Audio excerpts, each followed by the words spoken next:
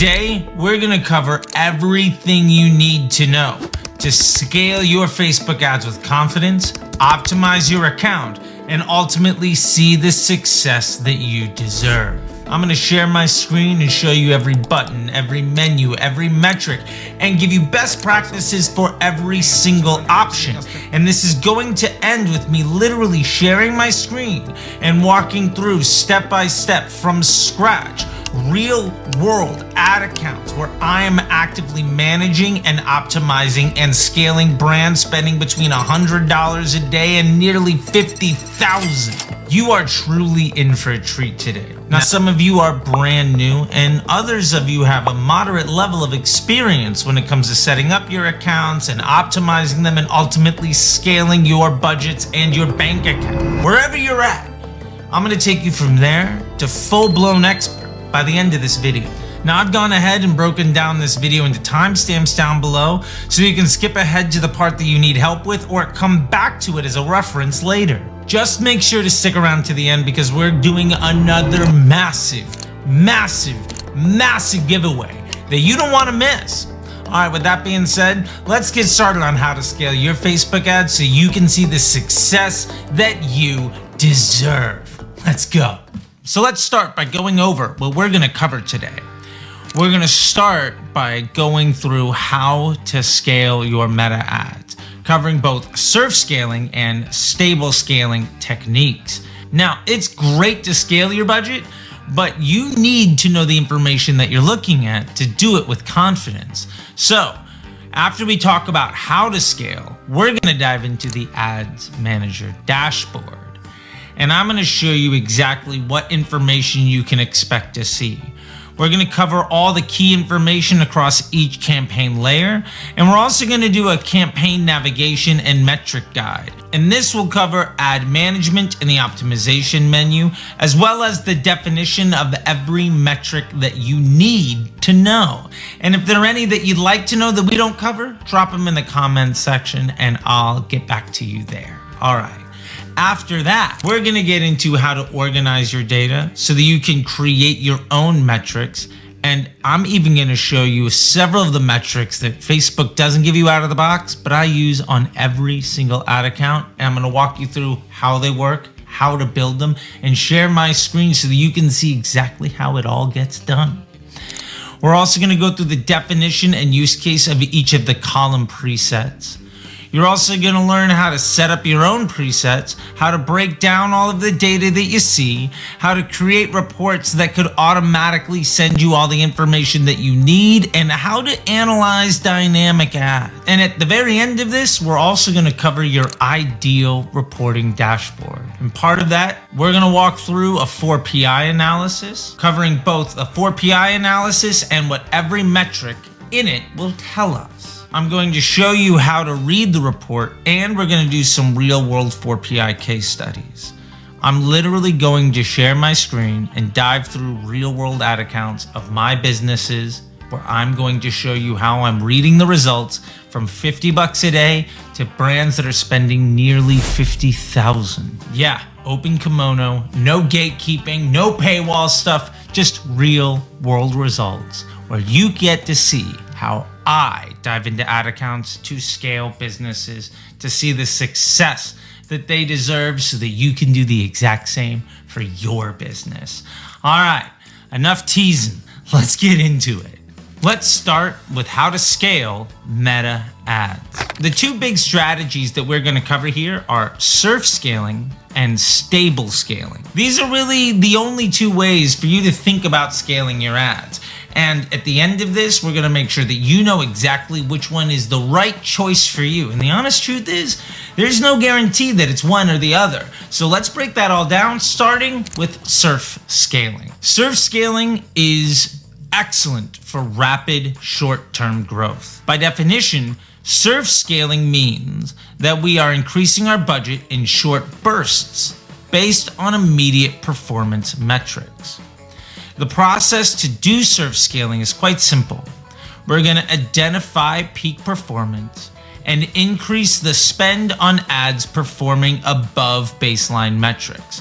Now, this might mean that they have an incredibly low CPA or really high ROAS, stuff like that. Then we're going to apply short bursts, where we temporarily boost ad spend during peak performance times. And this often looks like adding 20% or 100% to your budget at the ad set or campaign level at multiple times throughout the day. Some folks will add 100% 5, 10 times a day if the results actually warrant it.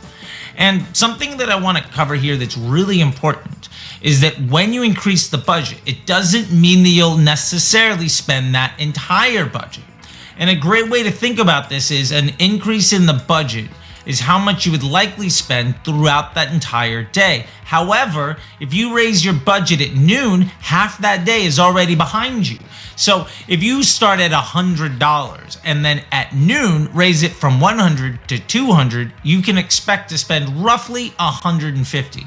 Probably a little bit more, but that's a really good rule of thumb to understand what you can expect while surfing your budgets. It is incredibly important to monitor these results closely and watch performance metrics to ensure continued efficiency. When surf scaling, it's great to take advantage of the opportunity when it's there, but just as fast as you raise that budget, the efficiencies that you're trying to take advantage of might go away. This is also known as day trading an ad account. And I have absolutely sat down with a 30-ounce cup of cold brew and by sheer force of will generated 5, 10, or 50,000 extra dollars in a day by doing this. But to be fair, I've also lost a lot of money doing it too.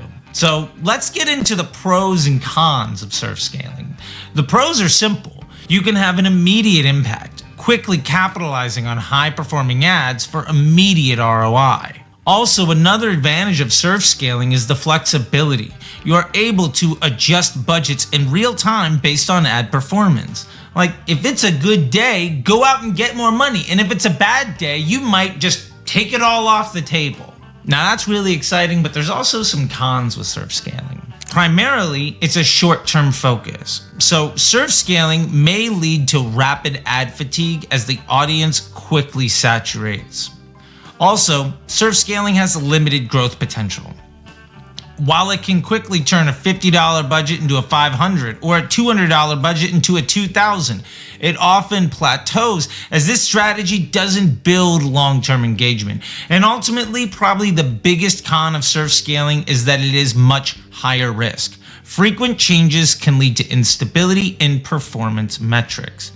Ultimately, the advantage of surf scaling is that you get to take advantage of opportunities, but it also creates a lot of instability. So if you're not sitting on top of something, you could lose all the money you made or more. So if you're gonna surf scale, I highly recommend that you don't leave your computer. And again, you can make a lot of money doing things this way, but it is extremely high touch.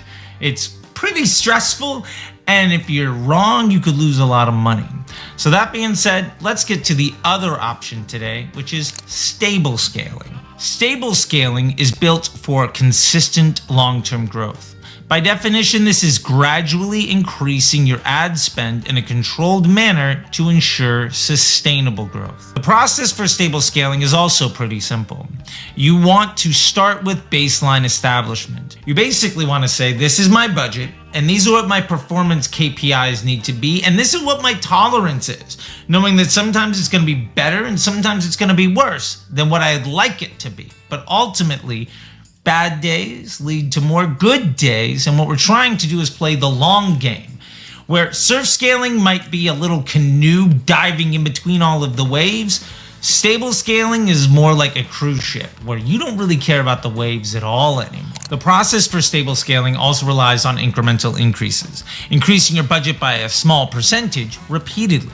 Now, often when I give examples of stable scaling, we reference the idea of just adding 5% 3 times a week, or 2% every single day. Now, when stable scaling, this allows us to monitor results periodically instead of needing to be at the machine the entire time.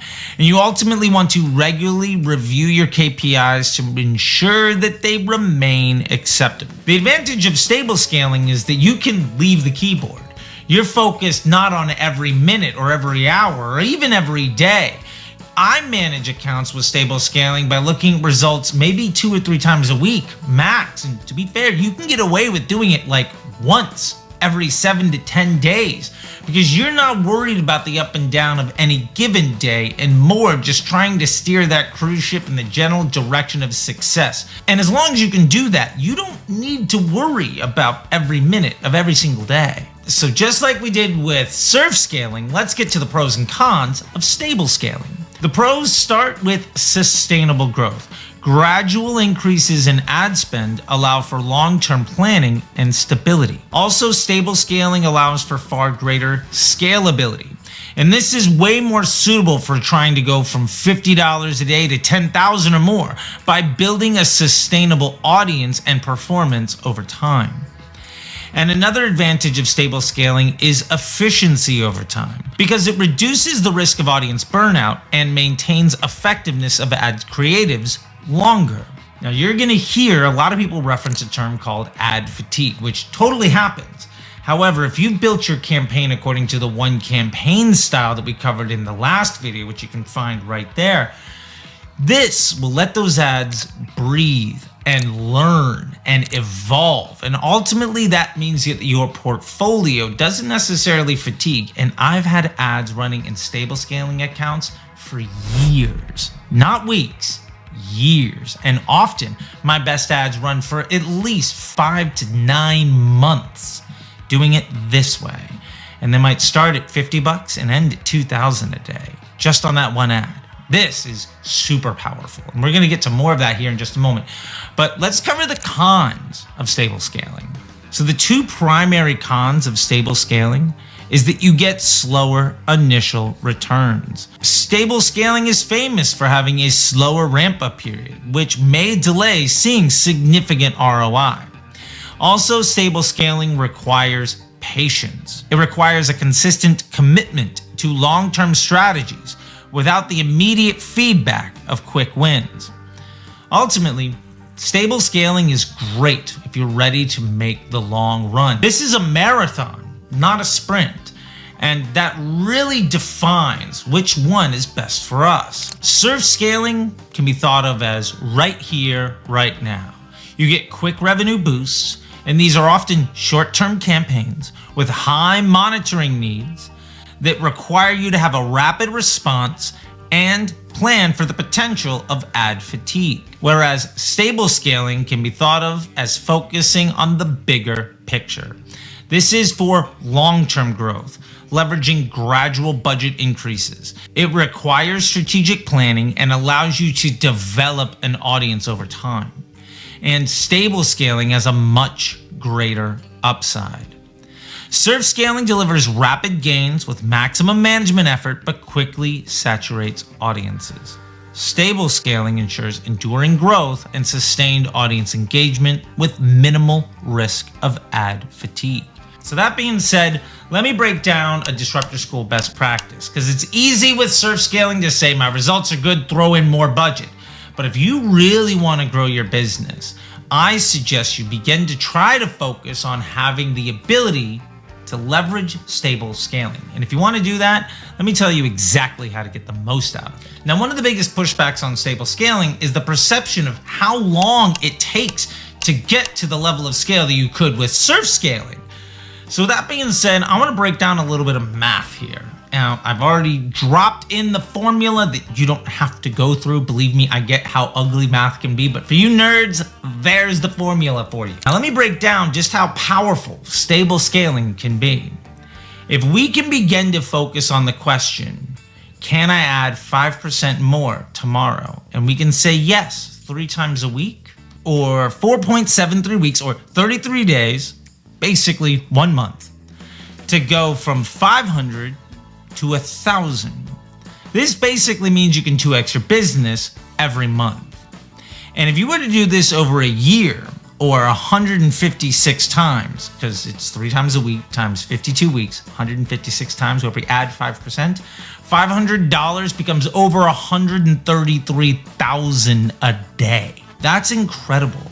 Compounding interest is a really powerful thing. And the beauty of stable scaling is that if you can set up your ad account for this to be your focus, all you ever need to do is be able to answer yes to the question more often than you answer no when it comes to the simple choice of can you spend 5% more tomorrow. Now, a quick little editorial before we go on to the next section.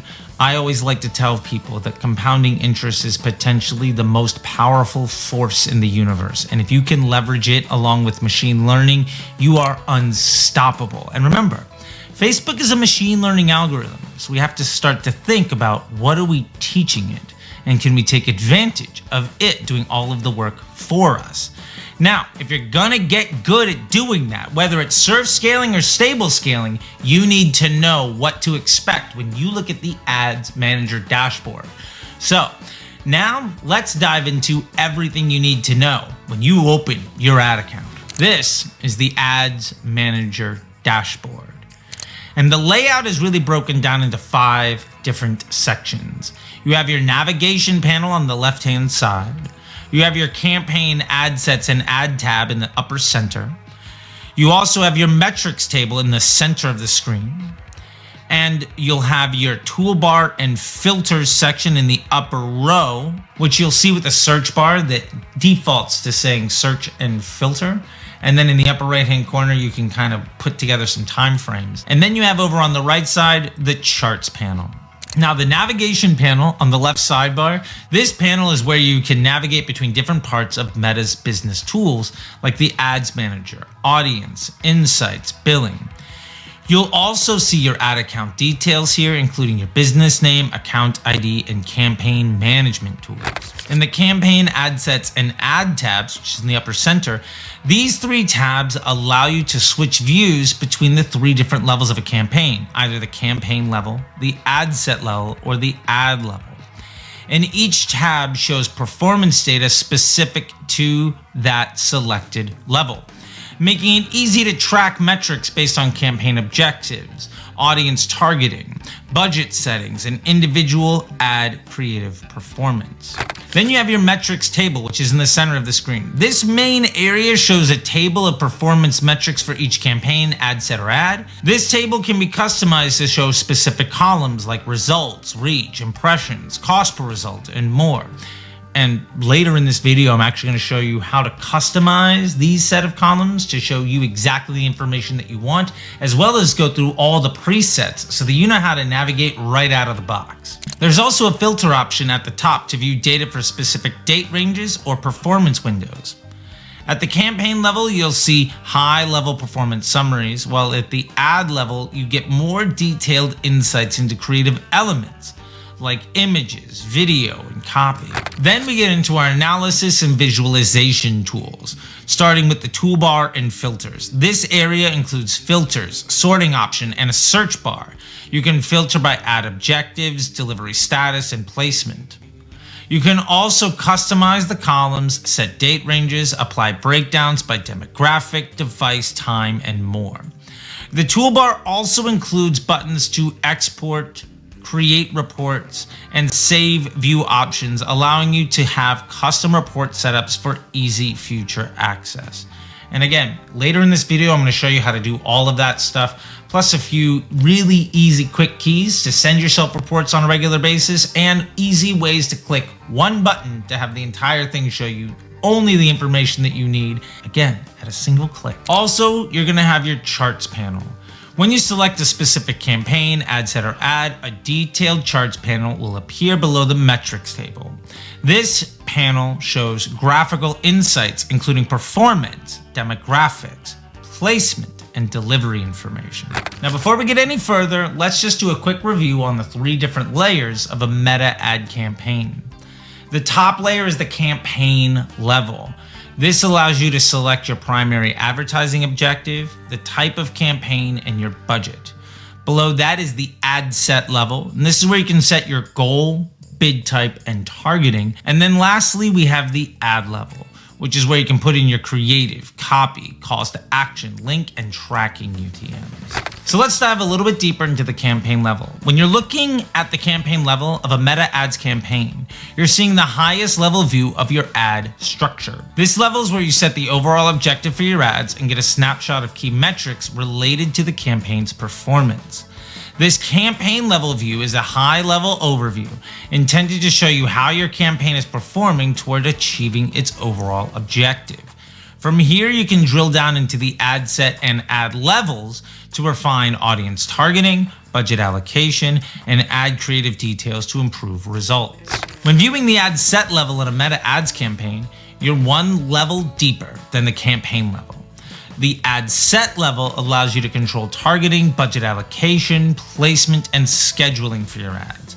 The ad set level is crucial for tailoring the specifics of your campaign targeting, budget, and optimization. It allows for more precise control over who sees your ads, where they appear, and how the budget is spent, ensuring that your ads align with your audience and campaign objectives. And lastly, we have the ad level. At the ad level of your Meta Ads campaign, you're reviewing the most granular layer of your ad setup, where you control and analyze the specific creative assets and messages shown to users. This level is all about what your audience sees: images, videos, copy, headline, and calls to action. The ad level is critical for managing the creative aspects of your campaign, testing different formats, and optimizing your ad's message and visuals. It provides a detailed view of how well each ad is resonating with your audience and helps you make adjustments based on data to achieve better results. Now, in your ad management and optimization menu, you're going to find 5 primary buttons. The first being duplicate. This feature helps streamline management and makes it really easy to run experiments. Basically, you click on this and you have the option to clone whatever it is that you have highlighted. You also have the edit menu, which is a fast and easy way to fine-tune and optimize your ad strategy in real time. By the way, one of the things that I love about how Facebook ads work is there's like 3 ways of doing things, and the duplicate and edit menu are also available if you put your mouse over the campaign or ad set or ad title. And what was once just gray now will have the option of 2 little boxes side by side or a pencil icon. So you can do this in a couple of different ways, but I wanted to show you where this is on the menu. All right, let's keep going. Next, you'll see the A/B test button, and what I love is this just kind of looks like a beaker from science class.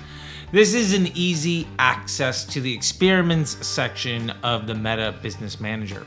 You're also going to find some action shortcuts and an option for automated rules, and I highly recommend that you check out the automated rules section. We're going to have an entire dedicated video on this channel just to walk through all of the best automated rules that you can use to make Facebook ads easy. These are what I use on all my brands and what I've taught all my students in Disruptor School to do for years now. So subscribe so you don't miss that video. Now, when it comes to running ads, you gotta know what your metrics are. So let's get into all of your performance and optimization metrics. So let's cover the basics, starting with cost per result. This is how much are conversions costing you. The cost per result tells you how much money was spent today on that campaign or ad set or ad. And from that spend, how many conversions have been attributed. It's important to remember that attribution is never perfect. However, the inaccuracies are consistent. So while these aren't necessarily the real numbers, they can be compared against each other. And a best practice here is to remember that while the cost per result is not accurate, it is actionable. And that means it has value. Moving on, let's talk about return on ad spend, or ROAS. This is how much revenue does each dollar spent earn. This number is the total revenue divided by total ad spend. Now remember, because attribution isn't perfect, we know this revenue number isn't completely accurate. So while performance cannot be trusted on any one conversion, more conversions equates to more trust in the data when comparing one campaign or ad set or ad against another. Now, Disruptor School best practice here is to remember that while return on ad spend cannot actually ever be accurate, it can be helpful when comparing one thing to another to understand the value of your investment. Next, we have impressions. This is how many times was your ad displayed. This number is how many times your ad has been shown in that ad set or in that campaign. It is also important to remember that some ads exist in more than one place. We also have to remember that impressions occur in multiple placements, on multiple devices, on multiple platforms, and not every impression is created equal. It's also important to remember that impressions does not equal the total amount of people who saw your ad. And let's get to more of that right away with reach. Reach is how many people see your ads. This number is how many people your ad has been shown to in that ad set or in that campaign. It is important to remember that some ads exist in more than one place. We can also look at unique reach, which tells us the net total amount of people who sees our ad. It's also important to remember that reach is not the total number of times that somebody has seen your ad. In fact, that is frequency. Frequency is how often does a user see your ads. This number is an average, and we have to be aware that people might see two different ads from either the same ad set or campaign. This number will likely change depending on what layers of a meta ad campaign or the amount of time being looked at. CPC is the total ad spend divided by the total number of clicks. It is important to know that a good ad might be shown to more people for less money and might have a lower CTR even with a lower CPC. Remember that you are not paying for clicks, you are buying attention. And a Disruptor School best practice here is to remember that cost per click is not really a leading indicator for the quality of any traffic that you're buying and has no real implication on the efficiency of any result that you're trying to drive. CTR is click-through rate. How good is the ad at getting a click? CTR measures the percentage of people who have clicked. It is important to know that a good ad might be shown to more people for less money and might have a lower CTR even with a lower CPC. Remember that you are not paying for clicks, you are buying attention. And just like in CPC, CTR is not really an indicator of performance or quality. In fact, often a low CTR is a good thing and a high CTR can be a bit of a red flag. More on that later. But remember that ultimately CTR is not an actionable metric. CPM is cost per thousand impressions or cost per milli. What is the price of attention? This is spend divided by total impressions divided by 1,000. CPM helps measure the cost efficiency of attention. This gives insight into the price of visibility on the platform. Premium inventory costs extra, and a bad user experience can also raise CPMs. Think of it as a tax based on the quality of your ad and the audience.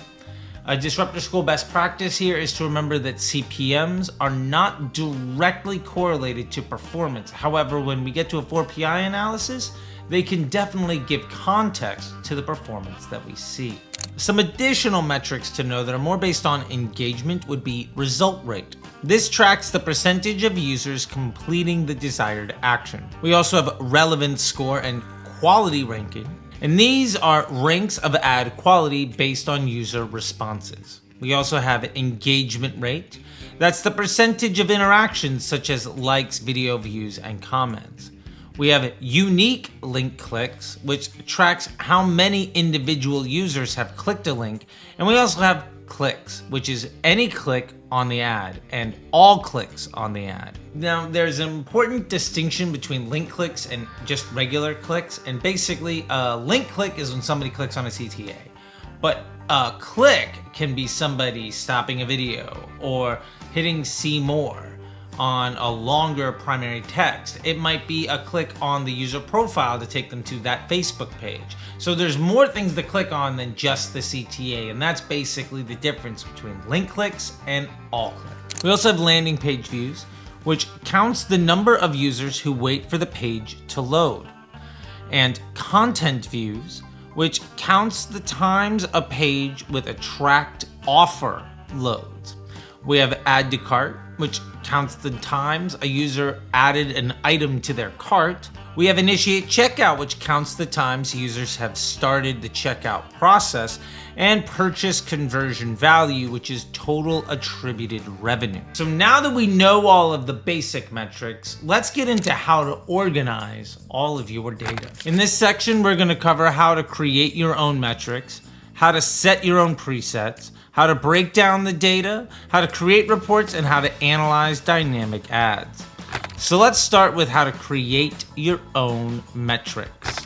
Go to the Ads Manager tab inside your Business Manager, click on the Columns button, click on the Customize Columns button, select Custom, and then click plus Create Custom Metric. So now let me show you a couple of my favorite custom metrics that I use in basically every single ad account. The first one being GPT, or gross profit per transaction. The equation here for GPT is AOV minus CPA.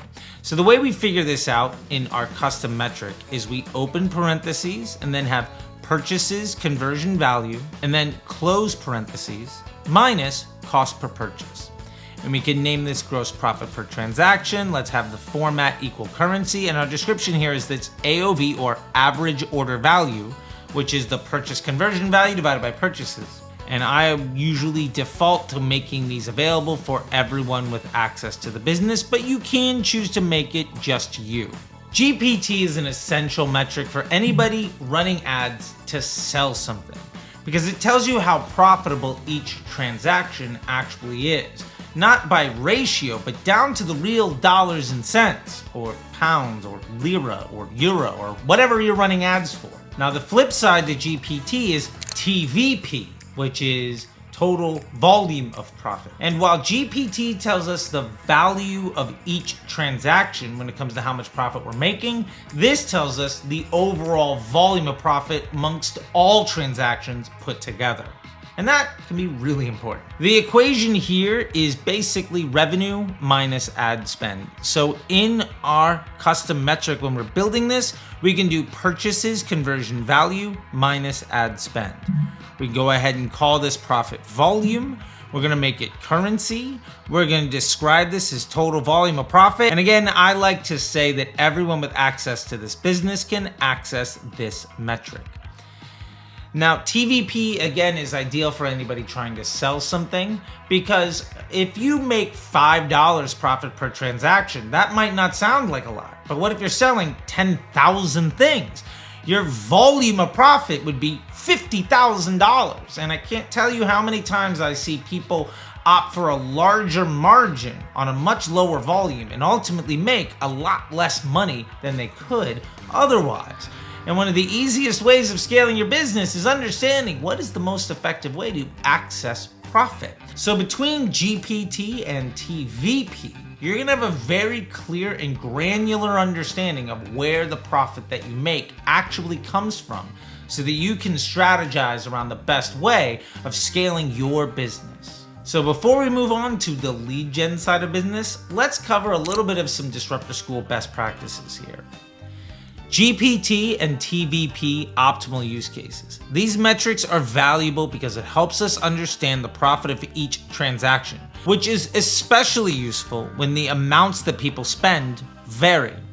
For instance, if you're an e-commerce site where somebody could add multiple items to cart, perhaps you could buy shirts and pants, or a teeth whitening strip and a toothbrush, or maybe you're selling tumblers and cell phone cases. The AOV, or average order value, is probably not just what you're selling. And remember, Nike advertised the Jordan even if what people bought was some other shoe. And McDonald's often advertises the Big Mac, but you just go ahead and buy some shakes and fries. What you're advertising isn't necessarily what people buy, and often they buy something different or more than just one thing. And that's where the assumptions really fall down and where these metrics really build you back up. Again, these metrics are ideal for e-commerce businesses because they often have defined cost per products. That's our cost of goods sold, or COG, and can track the profit margin per transaction after deducting costs like manufacturing, shipping, and handling. It's great also for digital product sellers, especially those who sell courses, software, or any other form of digital good, where the cost of goods sold is typically lower and more consistent. These metrics are also very useful for people that aren't just selling physical goods. Perhaps you're a roofer or a plumber or somebody selling a course or somebody selling software. Understanding the nuances of how people's behavior can be slightly different person to person and how valuable each of those transactions are is incredibly important when it comes to scaling and optimizing your ad account. Now, another very powerful custom metric that unfortunately isn't in the system is lead conversion rate. This is simply leads divided by purchases. So we can call that lead conversion rate. We would make this a percentage. And the description here is basically this is a ratio of purchases from leads. Now, while unfortunately Meta doesn't provide lead conversion rate, we have to use this custom metric, it's something that I put on every business, even e-commerce businesses. Because when somebody gives me their email address on a pop-up or some exit intent or a giveaway, I'll track that as a lead, and understanding how good that pop-up is at driving a sale is really important, especially when we begin to understand that some ads are really good at making a sale and other ones are really good at getting a sale and getting additional leads. And understanding how all of that interplays really helps us understand how Facebook drives revenue from email, which again allows us to spend more money. Now, I love tracking LCR when doing lead gen because it really helps me understand the quality of the leads that I'm getting. If I can buy leads for $1, but my lead conversion rate is 1 out of 100, well, really, I'm buying a conversion for $100. Whereas another ad might be getting me leads for $5, but if 1 out of 5 of them buys and my lead conversion rate is 20%, well, now my cost per purchase is only 25 instead of 100. Understanding these numbers is incredibly valuable when the cost isn't the only designation of success. And in lead gen, we all know that a low-cost lead is probably a pretty bad one. So this helps us understand where our money is actually coming from and which ad we should spend more on and which one we should probably optimize ourselves away from. If you're not tracking this, you're only looking at half of the equation, and that's not a great way to scale your business. So let's take a quick moment for another Disruptor School best practice and talking about ideal use cases for lead conversion rate. This metric is crucial for assessing how effectively ads or campaigns convert leads into purchasers, highlighting the efficiency of marketing efforts and turning interest into sales. So now let's cover all the standard presets for your columns so you know what you're looking at right out of the box. The first one is performance. This is ideal for quick health checks on your campaigns or when you need a high-level overview without diving into specific engagement or conversion details. Performance preset focuses on essential metrics like reach, impressions, clicks, and cost per result, giving a quick snapshot of overall performance. The use case for the performance preset is it's best for an overall view of how all your ads are performing across basic metrics. Next, we have performance and clicks.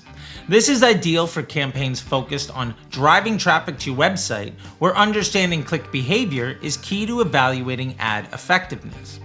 This adds more detail to the performance preset by including click-related metrics such as click-through rate, link clicks, and cost per click to analyze engagement levels. This preset is ideal when you want a deeper understanding of user engagement by focusing on clicks and cost per click metrics alongside general performance. Next, we have the engagement preset. And this is ideal for brand awareness and community engagement campaigns, especially when your goal is to build a connection with your audience rather than drive conversions. This emphasizes user interactions, including metrics like post reactions, comments, shares, and saves, and is ideal for assessing how well your content resonates with your audience.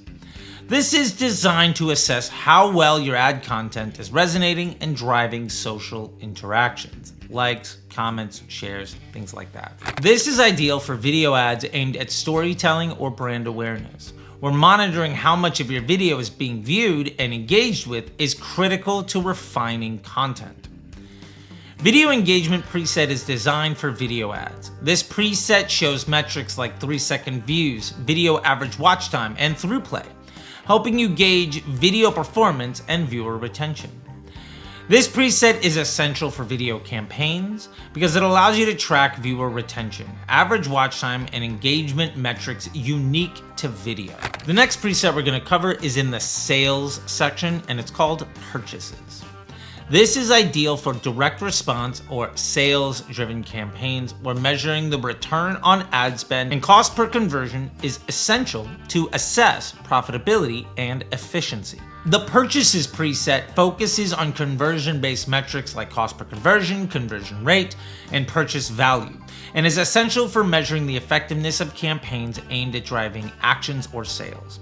This preset is best for tracking actions taken by users such as purchases, signups, and other specific conversions along with associated costs and return on ad spend. So now that we know what all the column presets are and what all the metrics mean, let's talk about how to break down that data so you can slice and dice the information that's most important to you. Let's go to my ad account here real quick. And if you notice, we have columns and then there's this section called breakdown and reports. Now for you, the UX here might be a little bit different. Facebook's always testing out different ways of doing this. They might be in a slightly different order, or they might not have these titles. Just know that the lines on top of each other, that's the breakdown, and the lines next to each other, that's columns. So let's get into the breakdown and show you all the fun ways you can slice and dice your data. Now, the most popular ones are done by day, which will break down everything on a daily level. You can also see the age, which will break it down to different demographic groups. You'll see placement, which will let you know where those ads were shown. You can also see country, which will show you where in the world your ads were shown. And there's also platform, which will let you know if it was on Instagram or Facebook or WhatsApp, which is really, really important in understanding where your customers are coming from. Sometimes your best ads might be showing all on Instagram. That's great to know. Placement, on the other hand, when we're getting between placement and platform, placement will let us know where on Instagram and Facebook they all are, but it will give it to us in an incredibly detailed list. And sometimes we just want to know, is it a Facebook ad? Is it an Instagram ad? And that's what platform is really great for. Now, if we want to get more granular, you can scroll down. We've got a couple more options. Time can be day, week, 2 weeks, and month. And I love to break down my information. Often, I will do last 30 days up here in my little time section. And then in the last 30 days, I'll break down by week. If I go last 7 days, I'll go to time and break down by day. If I'm doing last year, I might break down by month. I don't generally do the 2 weeks option, but hey, it's there in case you need it. Now we also can get into demographics, which is age and gender, and then audience segments.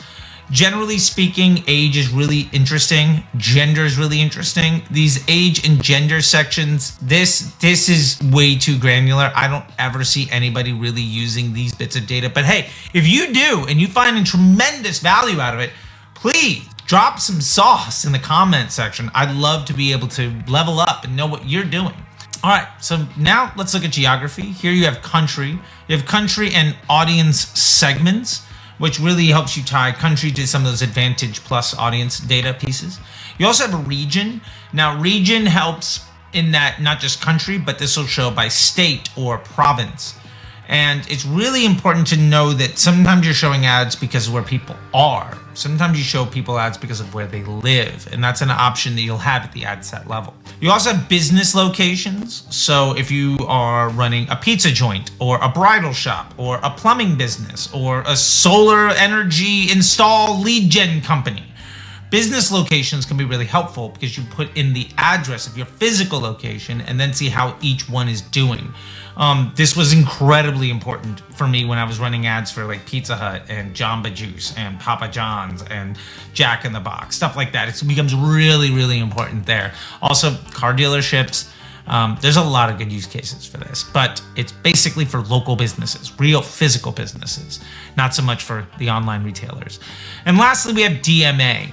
Now, these are designated marketing areas. This really ties into the way that people advertise on TV and radio. This can be really helpful if you're trying to understand how people in different metropolitan areas behave. So Los Angeles plus 5 miles is very different than the DMA of LA, where people that live 20, 30 minutes, maybe an hour away from downtown still consider themselves to basically live in LA. You'll see the same thing for Dallas and for Seattle and for Chicago and for Kansas City and for Atlanta and New York and Miami. Sometimes you want to understand the greater metropolitan area, and this can be really, really helpful information where if you were to just break down by country or by region or by city, you're not going to see the same info. So I like DMAs for this purpose and can be really helpful, especially if shipping or real world business locations are something that you're concerned with. All right, we also have delivery. And in here, what I really want you to see is we can show the results, again, by placement and platform. We can also see time of day in the ad account time zone versus the user's time zone. And this is really important because I'm currently in Los Angeles. I want to know how my ads are running from midnight to midnight, but the user time zone might help me understand how somebody in New York behaves at 9 a.m. versus somebody in Chicago at 9 a.m. versus somebody in Denver at 9 a.m. versus somebody in LA. And this can be really impactful, especially when we're pairing Facebook results with, say, email. What time did that email send? Or maybe we have really localized events that we want to be on top of. This can be helpful, but I generally don't use the user's time zone unless there is a very specific use case. We also have the impression device, so phones, iPads, laptops. We have the platform and device. Again, was it on Facebook or Instagram, on an iPad or on a phone or on a tablet or on a laptop, whatever that looks like. I'll be honest, this level of granularity is hyper nerdy and really confusing. And the honest truth is, I've been doing this for over 10 years. I can't remember the last time I made any decision because of platform and device or placement and device outside of one business where we had 5 million unique visitors a month coming to our website. And I was trying to eke out another $1 or $2 million in profit from Facebook ads every single month. And at that level, yeah, I needed this information. But odds are it's completely useless to you, although it can be really interesting. Last is we have media type, and this is hopefully pretty straightforward, but it's video versus images, etc. Again, interesting, not very helpful, but sometimes interesting is fun. Now, the last thing we can show here is action, and this will let us know what kind of actions people are taking based on destinations, brands, videos, if the sound is on or not. This is, again, not terribly actionable for most people. The kind of folks that look at this are the ones where they're using Facebook as an extension of other marketing platforms. So when I was running ads for CBS television, this type of information was really important to know whether or not our audience was watching with the sound on or off. Like if I'm running ads for Wheel of Fortune, I want to know, is somebody watching this with the sound on or off? And to be fair, throw on captions and you kind of just move away from it. So at the end of the day, fun information, but rarely terribly important.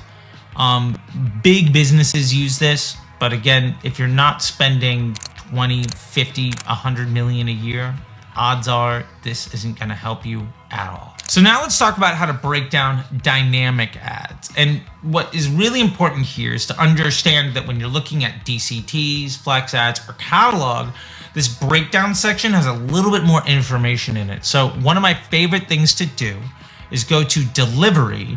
And then if you're running a catalog ad, there's this option down here called product ID. And this will show you how much money is spent by every item in your store. And fun fact, if you look at that report and then also go to your store, perhaps it's on Shopify, and you look at sessions by landing page, you can understand, am I spending money on ads that show products with a good conversion rate or not? This can be an incredibly powerful way of just cleaning up wasted spend. But if you're not looking at this data, you're probably missing out on a lot of information. And to be fair, you can also do this with your Google Shopping or your catalogs on Snapchat. Every platform has this option. I highly recommend that if you're using catalogs in any way, that you look at this information. Also, when you're using flexible ads or dynamic creatives, I want you to know that you're never going to be able to see the results by individual post. You can look at the results by the creative or by the headlines or by the primary text, but understand you are looking at the sum of all of the options of that creative or copy. For instance, if you're using a 3-2-2 ad, you have 3 creatives, 2 primary texts, and 2 headlines. That means that any one creative is actually 4 different ads because it's one creative with 2 different headlines and 2 different primary texts. When you look at the results by that image, for instance, or that video, you're looking at the sum total of all 4 ads. What's really important here is understanding which elements are getting the most spend. And then if that flexible ad or dynamic creative is performing well, you have a really good idea of what is most heavily contributing to that positive result. Or also, if it's doing poorly, you have a pretty good idea of what you're wasting your money on. Outside of that, I really don't want you to think about getting more granular because the honest truth is you'll never be able to. And that's just the unfortunate truth. However, we don't need to. If the results are good, you have an idea of where to go. And if the results are bad, turn the thing off and move on to a different idea. Don't get caught in trying to analyze dynamic creatives and flexible ads because at the end of the day, you only want to focus on information that is actionable. And some of the information isn't available at all. All right, that being said, let's keep moving on. All right, so now let me show you how to create reports. And this is really helpful, especially if you want to have an automated email sent to you every day or every week, or if you just want to have a preset view so that you can click one button and see all the information that you're looking for. So to do this, there are 2 different things that we can do inside the platform. The first one is what we call creating a view. So let me show you this here. If we wanted to take a look at ads that were, let's say, promoting Instagram, okay? We have Instagram ads. Campaign name contains Instagram. And let's say we also wanted to make sure that these ads were in active campaigns. Okay, we can select those 2 options. Now, what we can do is over here, we have a create a view choice. So in this, we could say Instagram, IG, active campaigns. Awesome. This is going to allow us to review this to say, yes, we want the performance metric here. We're sorting by these options, attribution settings, breakdowns. All of this is basically confirming this is the view we want. And then we can hit save. And here we now have this choice. So if we were to get rid of these and we refresh and we have it all back down to 0, we can hit IG active campaigns and it'll automatically apply these filters, which is really cool. Now, let's say we wanted to do another one. We can clear out this. What if we wanted to look at our lead gen campaigns? We can say campaign name contains lead gen. Great. And from here, let's say we wanted to filter by amount spent. Okay, anything greater than 50 bucks. We're not interested in things that are spent less than that for the purpose of this conversation. Let's say that's the view that we want. We can go here and hit save edits. And then here we're gonna do lead gen spend over 50, and we'll do this as save copy. Awesome. Save a copy. Great. Now we have lead gen over 50. And if we want to, we can also hit this IG active campaigns, Instagram that are active. This is a great way of changing the information that you're looking at. So let's make one more of these. Let's say we're really interested in how well our ads are driving sales, and we want to be able to just click one button and see all that information whenever we're interested. Well, first thing we're going to do is probably go to columns.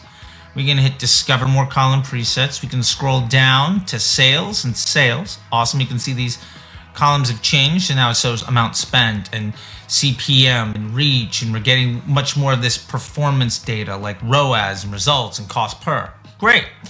Now we can go in here and just type in sales because we want to filter only by the campaigns that say sales. Now, if we want to save this, we can just go up here to create a view, and we're going to do this as sales report, and we can just title this sales report.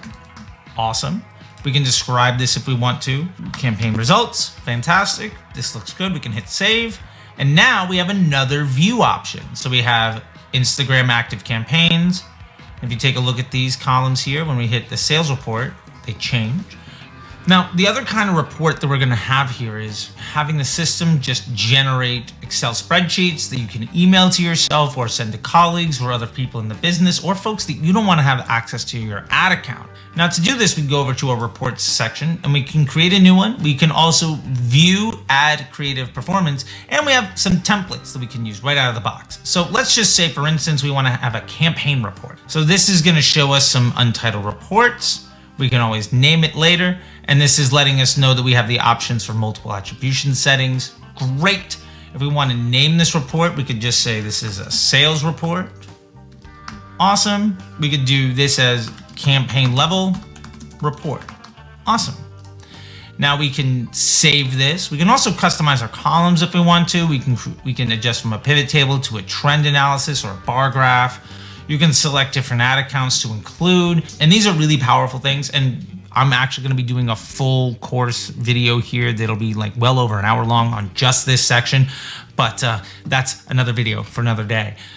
Subscribe so you don't miss that video. Okay, going on. What we're going to see here is the opportunity to save this.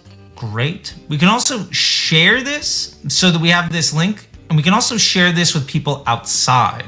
And this is great because now we can have this automatically feeding to other people. And you can automate this if you want to.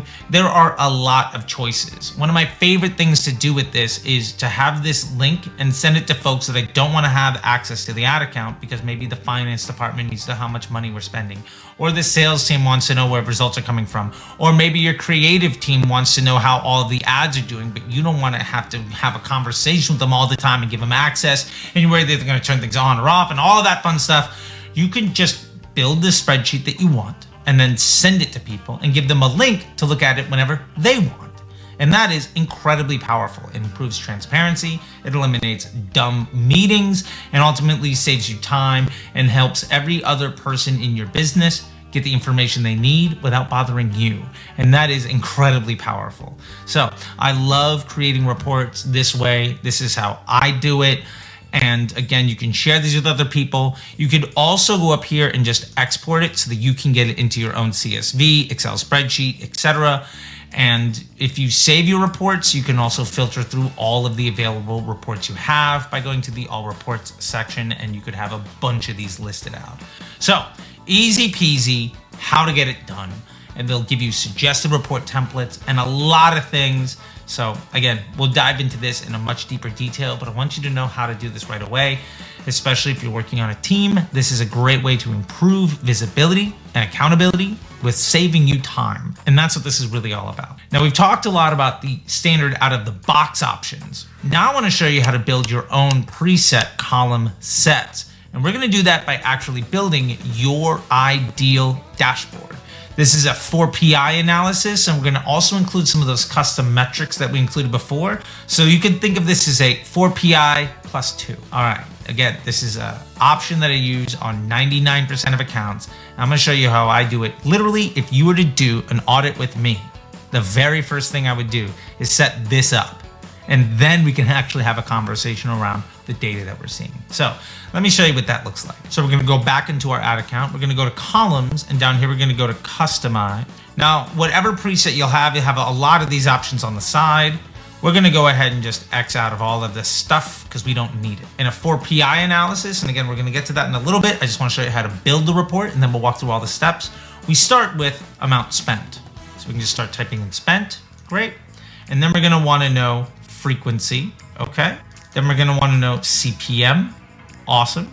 And then we're going to want to know efficiency. So in this case, it'll be result, cost per result. Awesome. And then we're going to want to use some of those other metrics. This is our 4PI, our 4 performance indicators. Now, when we go to custom, we can select GPT, which is our gross profit per transaction. And we can select profit volume, or our TVP metric that we talked about earlier. So with this, we can go down to save as column preset. So we'll just call this 4PI plus 2. That's the shorthand I'm using lately. We'll hit save, and now we have this column section. If you come back here, you'll see it available and recently used. You'll also see this when it says view your column presets. You can see I have our dashboard, that's from another video, and the 4PI plus 2. And it'll show you all the metrics that are included that are standard metrics. If you have custom metrics, they won't be shown here, but I'll keep bugging the engineers till eventually we'll get to see them. All right, so anyway, that's how we can build our own custom presets. And again, you can choose anything you want. So let's go back to this one more time. And I want to let you know All of the options are here. Anything that you're looking for, as well as custom conversion events. So if you're uploading things like new customer or offline data, or you have any event that you're running. So for instance, maybe you're running a lead gen effort and you have an action that occurs after somebody gives you their lead information, and we call that an engaged lead. It could show up here in the custom conversion events. You might also be running a sales funnel where there's an opportunity for somebody to take a post-transactional upsell. Well, if you're tracking it, you can find that here. There are a lot of use cases for that, and we'll have another video to kind of walk through a lot of the custom conversion events that I use. But again, I'm trying to keep this video under like 2 hours. So we'll make another video just for that stuff. Subscribe to the channel, stick around. I'll make sure that you get all the info you need. That being said, this is how we make the custom metrics. I would consider this to be your ideal dashboard. Amount spent, frequency, CPM, cost per result, GPT, and profit volume. Again, GPT is gross profit per transaction, which gives us the unit value of every transaction. And profit volume says, great, we have the unit value. Now, how many units do we have? What is the total amount of money that we made? That's what that column is for. Between the two of them, you're gonna have a really good understanding of all the information going on. Now, bonus, if you want to, you can add in an AOV metric. AOV I have as a custom metric here, which is purchase conversion value divided by purchases. However, Facebook has now introduced this as average purchases conversion value. So you could throw that in there if you wanted to and just slide that on up. Boom. Now you have amount spent, frequency, CPM, cost per result, average order value. So that puts the cost per into context. And then that context is actually charted with the GPT, and then the net impact is on profit volume. This is everything that you need to look at. But I just want to show you your ideal dashboard, because if you were to work with me, this is the very first step that I would take. And what I love is it'll show it at the campaign level, it'll show it at the ad set level, and at the ad level. So let's do a quick thing. We have this saved as a columns. We could, if we wanted to, save this as a view, but there's no need to do them both. The custom columns is more than enough for us. Okay, so now let's leave the ads manager and let me talk to you about why the 4PI analysis is so powerful. And then we're gonna do some real world case study 4PI analysis live. Okay, so let's get to it. The 4PI analysis is a report built around the 4 key performance indicators. These are spend, frequency, CPM, and efficiency, which can be shown as cost per result or cost per lead. The idea is basically how much does it cost to get whatever action we are trying to drive. The 4PI analysis is incredibly powerful because it lets us know if an ad is doing its job well. Is it a prospecting ad versus a retargeting ad? Is Facebook using it in the top funnel, mid funnel, or bottom funnel? And something I want to drive home here real quick is that the way that Facebook is using your ad in their platform, their marketing funnel might be very different than the customer journey. For instance, I used to run the ads for New Balance, and one of the things that we found was that over 50% of our money that was spent on first touch, which would be a top of funnel ad, was to somebody who had abandoned cart on one of our competitors in the last 7 days. That means that our top of funnel effort was the very end of somebody else's customer journey. So what really matters is understanding how the platform is using your ad, and then understanding if that ad is doing a good job when Facebook is using it that way. Then creative testing is just about figuring out what ad isn't doing its job well. And if your primary focus is just improving the quality of your team by making your weakest link stronger, it's really hard to not just consistently get better and better and better. And on a personal note, I've seen a lot of people struggle because they hear that you have to launch 1,000 ads, 100 ads a week, 50 ads a week, 10 ads a week, all sorts of other things. And the honest truth is, if you don't run a 4PI analysis, you don't know how the machine is using your ads, and you'll end up focusing on the ads with the best performance and being really pissed off that Facebook isn't spending a lot of money on them. But as I'll show you later, often the best ads are the ones that Facebook is using as a bottom of funnel marketing effort. And the reason those ads fatigue, the reason those ads won't scale is because they only work at the bottom of the funnel. So understanding a 4PI analysis will let you know what you can do better and where your ads are really overachieving and which ones you need to replace. Let's get started on what each of these 4 metrics actually means. Spend. Spend is earned and is the single most powerful key performance indicator in the platform. Remember that ads that spend more money tend to have a higher estimated action rate and better meet Meta's business needs. You are in a business relationship with Meta. They are your business partner. They're not the enemy. They're not trying to steal your money. They're trying to spend your money to deliver the best user experience to their user base. Your job is to find ads that people want to see that also translate to good business results. Ads that spend more money overwhelmingly are ads that people want to see. Think of it like this. If you post a reel on your Instagram, you might have 200 people following you, but for whatever reason, that reel gets 1,200 views. It's because the platform likes it and it's sending it out to other people. In Facebook, on the ad side, we see the same thing with lower CPMs and greater amount spent and greater delivery. Basically, the machine will take things that people want to see and try to show it to more and more people. That's why spend is earned, and often why your ad that's crushing on the efficiency never earns spend, because it only appeals to people that are ready to buy right now. The buy now, buy now, buy now ad that's hyper efficient never earns budget because nobody wants to see it. That is probably why when you isolate that ad and try to scale it to the moon, it breaks every single time. Remember, ad fatigue is basically operator error because people don't look at the 4PI analysis. Okay, let's keep going.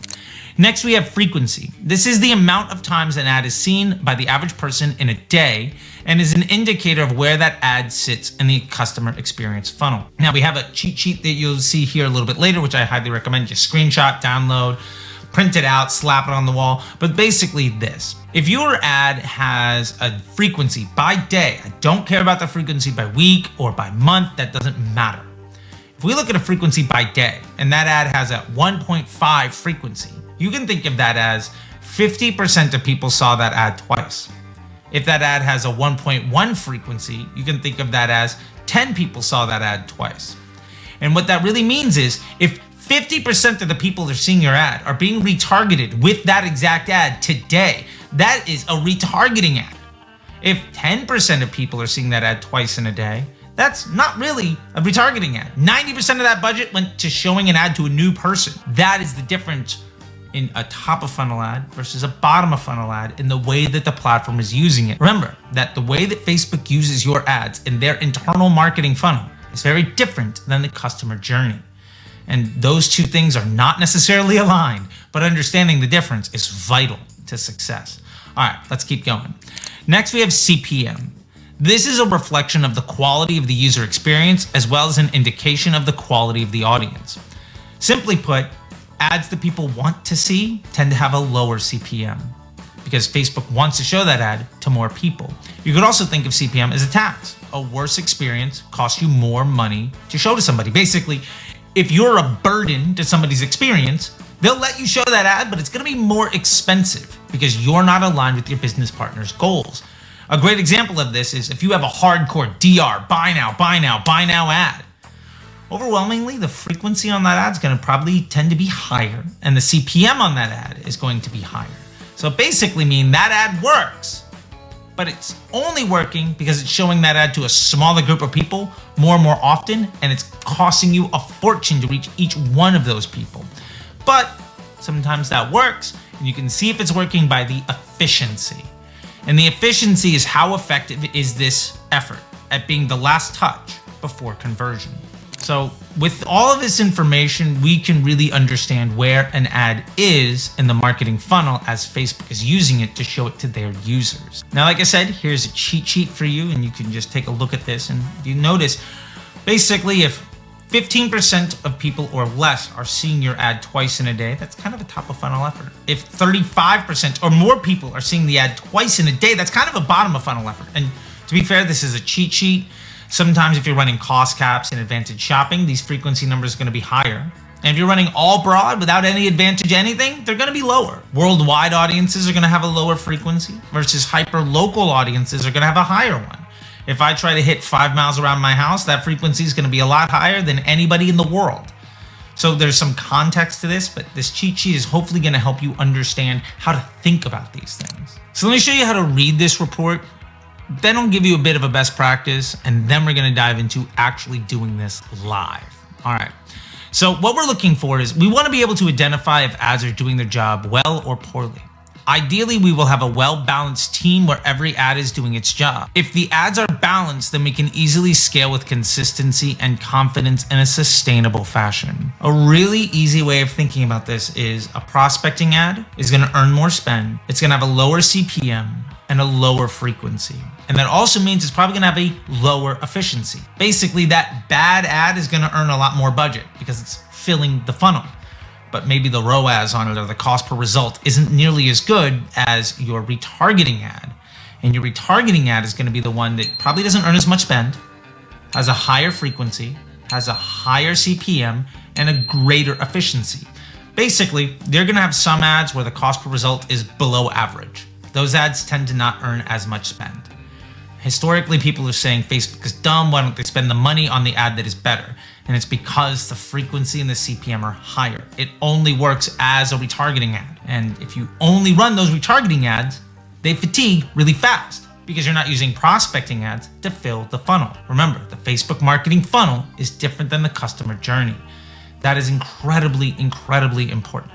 So when you're looking to do an analysis, look for results that are consistent and then identify which ads are doing their job and which ones aren't. The purpose of creative testing is to improve those that are struggling the most. So our 4PI plus 2 custom dashboard, again, looks like this: amount spent plus frequency, CPM, cost per result, GPT, and profit volume. Now again, you can also throw in AOV in there if you want to. I often do, but sometimes that just gets too complicated. But GPT will tell you the information you need on each transaction. Profit volume tells you the information you need across the entire data set. And the other ones tell you how the platform is using your ad. Okay, this dashboard is a strategic asset for anyone involved in managing Facebook ad campaigns, offering essential insights for tactical decision-making and sustainable growth. If you're not looking at a 4PI analysis, you just don't know how the machine is using your ads. And the honest truth is most brands that I see struggle don't look at this information. And as soon as they do, they notice 3 things. Number 1, ad fatigue drops dramatically because they don't test nearly as many creatives. Number 2, the performance they get becomes way more consistent because they're basically not saying, what's the best ad? What's the bottom of funnel ad? How do I spend as much as possible on it? How do I go prospecting with a retargeting ad? It doesn't work. And probably most importantly, the accounts where people are looking at a 4PI analysis, they're scaling their businesses much faster than others. When people go from guessing to 4PI, their growth can go from 10 or 20% a year to 10 or 20% a month. I have brands that I'm doing this with where they are regularly 2 or 3xing the size of their business every single year. And it's because they went from guessing to actually using real data to make informed decisions. If you don't know how your business partner operates, it's going to be really hard for you to best take advantage of the relationship. That's what a 4PI is all about. That being said, I want to show you one more thing, how to break down the information by day. And then we're going to do a real live 4PI analysis on a couple of brands. So when you want to get the breakdown of your results by day, again, go to the Ads Manager tab inside your Business Manager, click on the breakdown button between columns and reports, search for day, and then click the checkbox. If you're not looking at frequency by day, you're not looking at actionable data. I like to do this breakdown by day and then look over the last 7 days to see how are things going, put bad days and good days into context. You could also break down by week and see a trend analysis over the last month. If you do those 2 things, your ability to understand what's going on is going to be exponentially greater, which means the value of your decisions is going to be exponentially greater. At the end of the day, good decisions that are well informed make scaling your ad account exponentially easier. So now let's have some fun and dive into real world ad accounts to do some live 4PI analysis action. I'm going to show you 2 businesses today. The first one is spending hundreds of thousands of dollars a week, and I'm going to show you everything. And then the second one is actually my business where I'm spending hundreds of dollars a day. And I'm going to show you how we got it from $18 to over $200 in a matter of weeks at a profit using just the stuff we talked about today.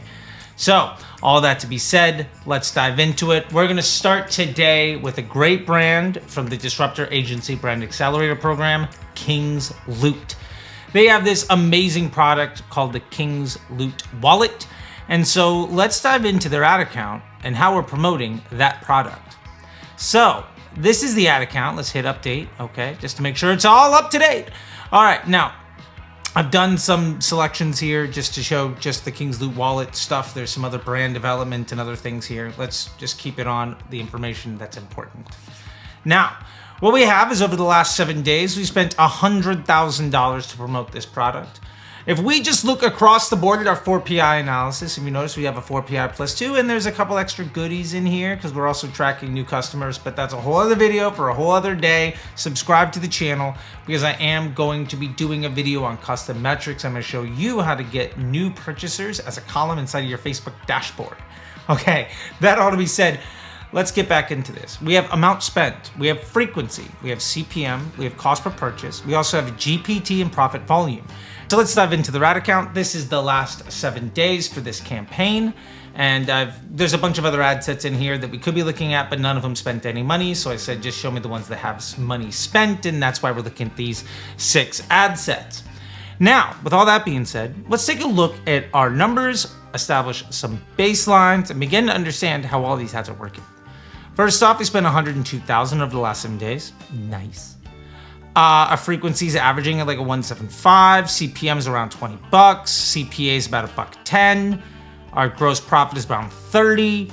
Our profit volume over the last 7 days is around 27 grand, and our AOV is about $1.39. Great. Now, with this, let's begin to take a look at each line item, and the way that we start this is just by hitting day. Okay. Now, what I'm going to do is I'm going to sort this here, ad set, hit it again. Now we are in reverse chronological order, meaning that the most recent day is sitting at the top when I'm filming this. Last 7 days, it starts on February 17th. So we can see that this ad is 700, 900, 555, 13, 19. This thing is starting to earn more and more budget. Now what happens when this ad earns more and more budget? Well, let's see. This frequency is starting to climb. That kind of makes sense. The CPM is kind of climbing a little bit too, which makes sense because the frequency is going up. And when we look at the cost per purchase, hey, 110, 75, 73, 57, 82. This thing is kind of leveling off, which is good. I mean, look, we went from 500 a day to 2,000 in our cost per purchase. This is an abnormal day. So our cost per purchase is going up a little bit, but hey, so is our spend dramatically. So that's all right. Now our GPT here sitting at 53 bucks is better than our average. Cool. And we look at our profit volume and AOVs. Our AOV is a little bit below average, so we are more effectively selling a slightly lower AOV, but our average cost per purchase is 109. This thing's coming in 79 bucks. So this is good. Now we're going to dive in deeper at the ad level, but to just let you know, you can see it in the nomenclature. This is a flex ad, so we only have one ad in this ad set because we only put one ad in a flex ad set, just like we would do with dynamic creative. So this is basically an ad level review. This ad is clearly a retargeting ad. It's moving further down the funnel, getting slightly more expensive to do it. But what do we say? If your frequency is high, your CPM is high, your efficiency better be high. And look at that. 79 when our average is 109, our efficiency is great. This is a killer ad. This is a very well performing retargeting ad. Awesome. Not many notes. We can continue to move on. And then we have the Lambo of wallets, which is earning more and more budget. Awesome. And as it's doing so, it's moving further and further up the funnel. Awesome. And it looks like the CPM is continuing to drop. Great. What we're seeing here is that Facebook is understanding who likes to see this ad. And as it earns more budget, it's finding a higher and higher quality audience to show it to. So it's moving up the funnel on frequency and up the funnel on CPM. And as a result, we're moving to less and less efficiency at the cost per purchase. Now you might say, this ad is terrible, but maybe this ad is crushing because this ad is running, right? This is a top of funnel effort, 111. This thing's at a 1.7. 11% of people saw this ad twice on this day.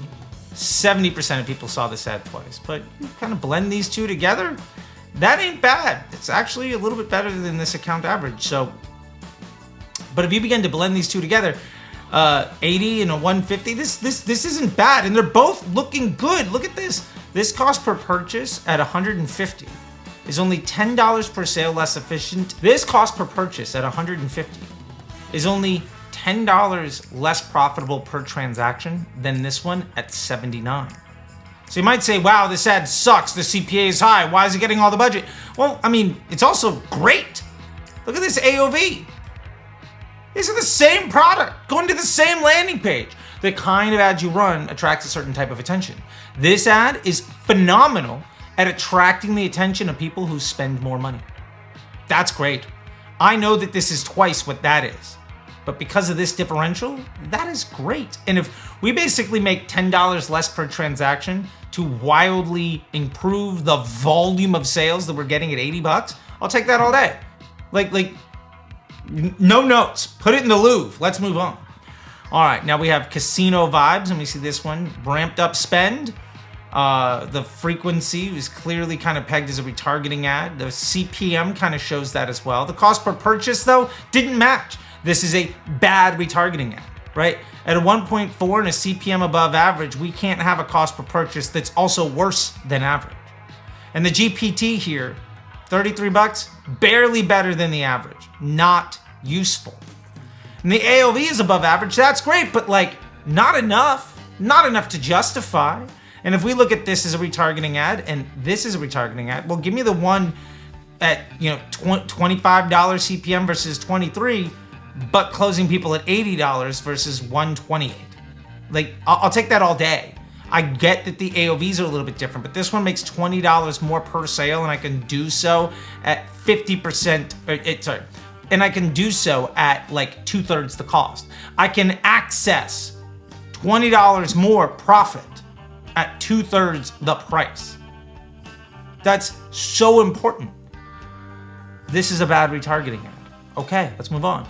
Now we have our broad, and this is the collection of our best performers, so we will dive into that, but just as a collection, when we're looking at this, 5,000, 6,000, 5,000, 5,000, great. This thing is pretty steady, and we've seen some of the other ones scale up, so that's giving us some information.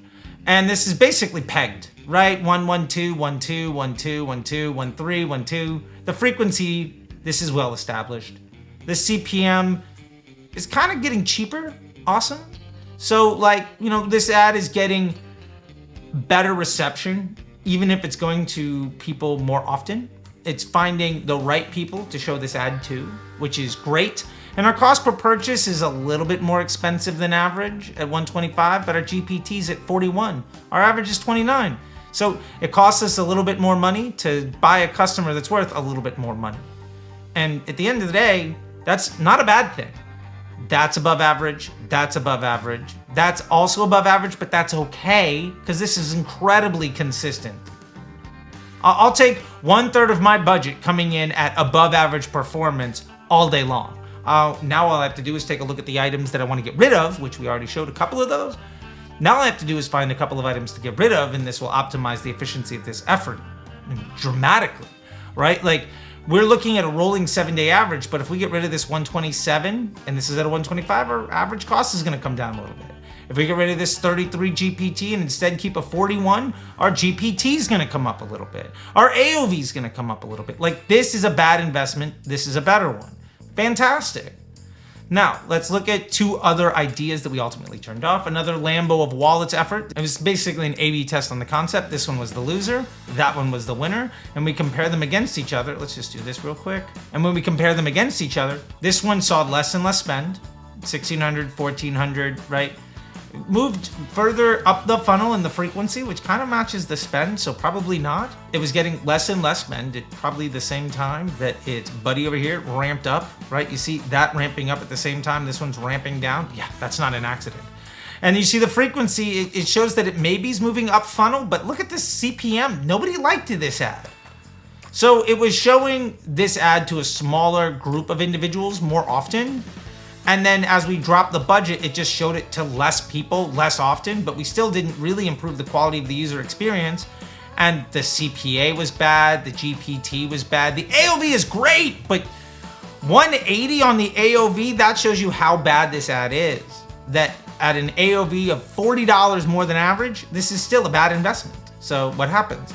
This prospecting ad isn't good. And to be fair, at this level, it's kind of a mid-funnel ad that's just doing its job poorly. If the frequency is at this level and the CPM is at this level, this CPA had better be awesome. or this GPT had better be awesome. And the honest truth is, it isn't. And you could say, well, on this day it lost a lot, and on these days it got better. Sure, but other ads were getting this stuff all the time anyway.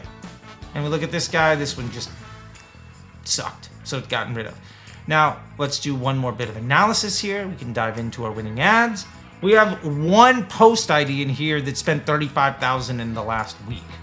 Right now, full disclosure here, real quick. Let's just share a little bit. This Lambo of wallets, right? That's our winning concept from before. If we go full lifetime, because you know, we've been running this ad for a while. In the last 11 days, this thing has spent $52,000. And what's happened? The frequency's gone up a little bit. Okay. The CPM is kind of hovering around, but this is more or less stable. To be honest, this is more or less stable too. 1.5, 1.15, 1.13, 1.12, 1.10, 1.10, 1.16. This is basically more than 1.1, less than 1.2. And the CPM is basically pegged between 22 and 25. That's not terribly volatile. We can get to the cost per purchase. It's kind of all over the place, but also the GPT is better than average. Like, I'll take that. That's not bad. And this AOV is phenomenal, right? Like, this is a good upper mid funnel, lower upper funnel style ad, right? So let's go back to the last 7 days. Now, what other ads exist alongside this one? Well, we have this blue snowflake ad, which is clearly sitting in a retargeting space. The CPM here is a little bit better than average. So this is a well-received retargeting ad that only earns a little bit of budget. And the cost per purchase at a 118 is okay. The GPT at 18, honestly, this is probably a stinker. It's on its way out. This thing would probably need to see a pretty big shift. We got a couple of 90 some odd AOV days. That's probably hurting us a little bit, but we would have to see a dramatic shift for this thing to stay on much longer. At this level of frequency, this should be a lot better. This is a retargeting ad that is not more profitable than a prospecting ad. This one lost money. It's done. And all the rest of them, they're done too. So our control ads, we basically have one killer and one that's on its way out. And that's fine, because the rest of our portfolio here, we've got another retargeting ad that is doing great. We have this ad that's one of those Lambo of wallets. We're doing iterative testing. This one is showing real good promise, especially on that AOV. This is a good portfolio. We've got upper funnel stuff. We've got bottom funnel stuff. And we have something else that's kind of filling in the gap. This is phenomenal. And so the simple moves here, looking at it, is like, maybe we'll take a look at what do we need out of this mix. Now we've got some great statics. We've got some control ads going. I'd argue that at $30 profit per sale, I don't know that we need to necessarily worry about getting more efficient. At a 109 cost per, we're getting plenty of customers. You know, at 102,000, like, this thing is scalable. So the best piece of advice here, I'm looking at this account, and this is something that we talked before, is like, we're probably gonna look at some video assets. Probably around one of these concepts that's working, the blue snowflake or the Lambo of wallets, and just see what can we do to get this cost per purchase into a prospecting ad? Or how do we get this AOV into an ad with a lower CPM? Like, how do we kind of move these ads more up funnel? Because I'll take that all day. If I can get a 196 AOV in an ad that's sitting at a 105, 109, that's great. And to be fair, this one's probably already kind of getting there. So that's great. And this is a 4PI analysis on this. And like I said, this brand is crushing.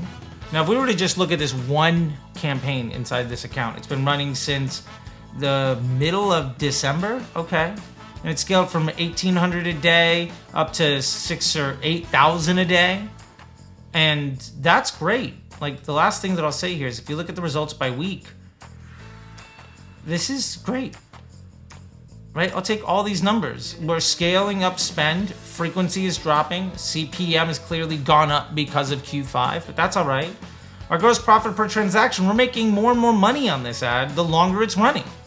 Like, that's phenomenal. We're actually paying more money to get some sales, but we're making a higher profit margin because our AOV is going up. Now, this is something that's working. Do we need more creative testing on this? Probably not. If we were, I'd probably come in with some video. But this thing is working. This thing is killing. This business is scaling. And this isn't even their best product.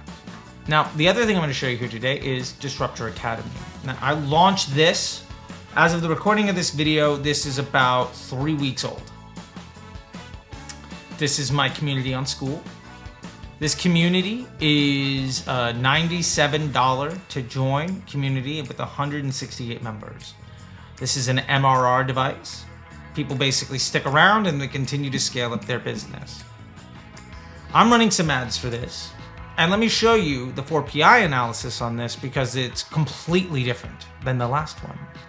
So now let's dive into this ad account. I have the campaign for the school. This is the low ticket offer. This is the last 30 days. And I've got it broken down by week so that we can get some context. Now, whenever you look at the last 30 days and you break down by week, almost inevitably, the top line item doesn't look that great because it's only 2 days, right? We can see this was from profitable, losing $67, but also it's like, let's let attribution and actualization of the data. We're gonna kind of ignore this top line item, and you should too whenever looking at the last 30 days, breaking down by week. Now, if we were to dive into this at a by day period, we'd probably get lost in good days and bad days. But what you can see here is this is scaled from 11 bucks a day to 250. And even at 250 bucks a day, I'm still making profit on day one with my sales. This day I made $34 profit. What I will also tell you is that these are people that are on a reoccurring subscription. My churn rate is about 35%. So I'm making good money on these people, and I'm not even accounting for the fact that this money is coming back over and over again. We have another table to show all of that. And again, that'll be another video that we're gonna have on this channel. I have so many courses prepped for this channel. Please subscribe, tell your friends. We're gonna drop all the sauce right here for you for free. All right, now with all that being said, we can take a look a little bit at what's going on at the campaign level. Let's just break it down maybe the last 7 days so we're not looking at too much information. As this thing is basically tripled in daily budget, our frequency has kind of stayed the same. Went up a little bit, the machine learned, and it came back down. The CPMs are also kind of pegged. We're definitely getting more expensive, and that's understandable. And we'll break down the targeting for this thing and why this is doing that and the decisions that we can make to optimize and scale this. But we can see this thing's profitable. So it's continuing to scale because, you know, we're making money on everything. At $1,300, the attribution is showing $158 profit. But if you look in here, you can see the actual numbers, 168 people, 97 a month. Of that, probably 20 of them have joined in this period, maybe 30. So like Facebook is only part of the puzzle. And this isn't 100% of your revenue or your sale, all right? So when we get into here, by the way, this is not Advantage anything. This is a manual sales campaign. My daily budget's $232.49. Okay, great. We're not doing any exclusions. We're not doing any fancy nonsense. We're just running a good, solid Facebook campaign. So in here, when we sort the ad set, we get it in reverse chronological order. So the most recent day is at the top, right? Actionability of data to show us trend analysis. Now, another thing I might do to help clean this up, especially when you have a lot of other options, is I might go impressions at the ad set is greater than 0. Awesome. Now I only show the ad sets that got delivery. Now, mind you, I've had other ad sets. If we were to go back in the last 30 days, you'd see more, but we just haven't needed them. So I've gotten rid of them because this one took away everything, right? This is at 85. Like, this is basically all the budget. This is my hero ad. And this is a flex ad using the copy that we wrote in the last course video, where I literally built the ad live on the screen. Now it's been a while, so you get to see what's going on inside the ad account. With that ad, it's now spent over $1,000 in the last 7 days, and it's produced me a profit of nearly 200 bucks directly here. I can tell you that outside of that, it's also done very well. Now this ad, when we look at it, this frequency is basically pegged, even though the spend is going up. Awesome. This is a stable ad. Facebook knows that this is basically a retargeting ad, okay?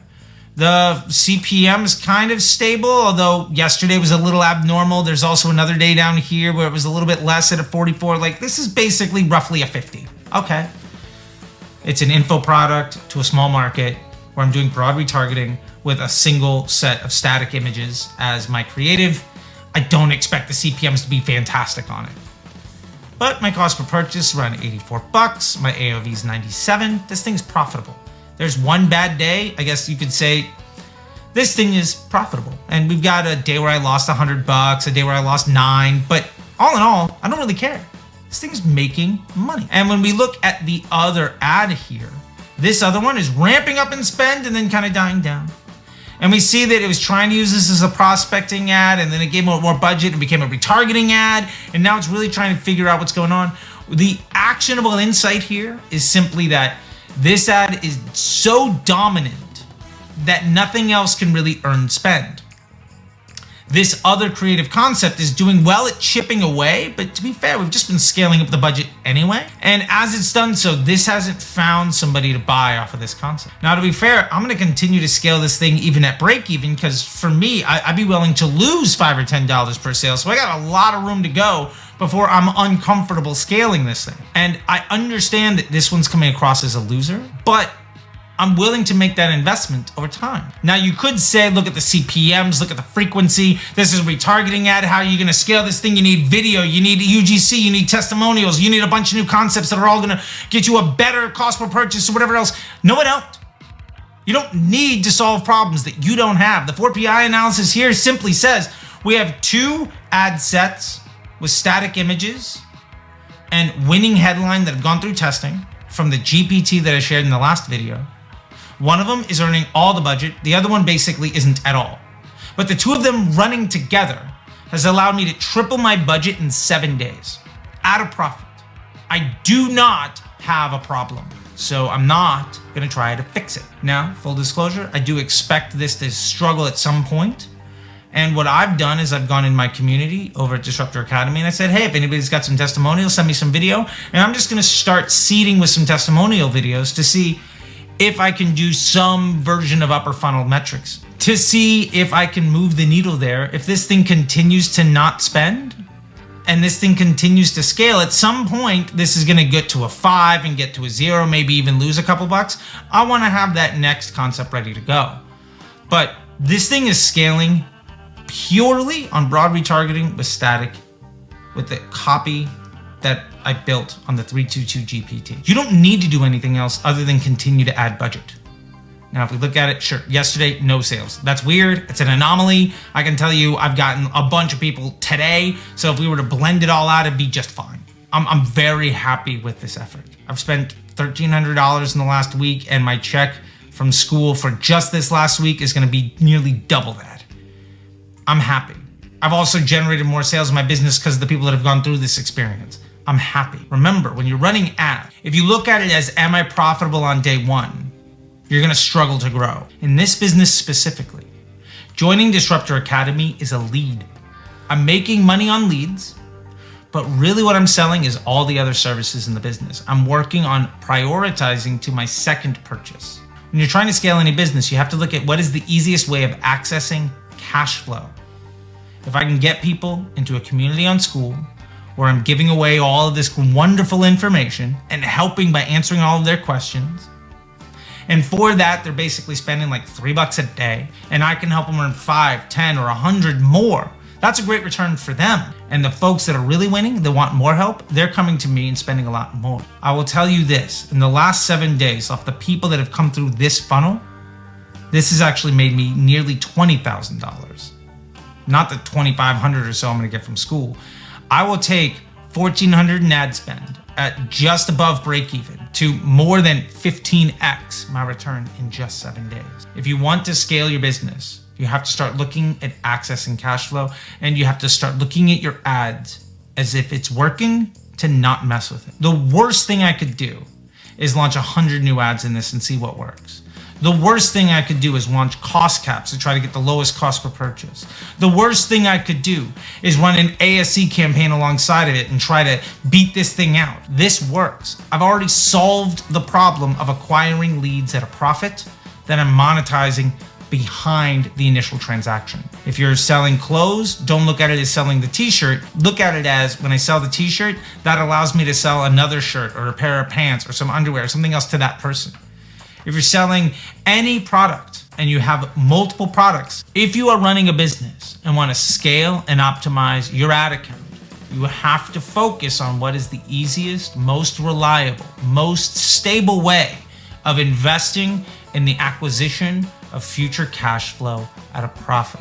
I want to drive that home. That's what we're doing here. And again, we got more courses coming in on this channel. I'm actually gonna do a complete wrap up of just Disruptor Academy after the first month.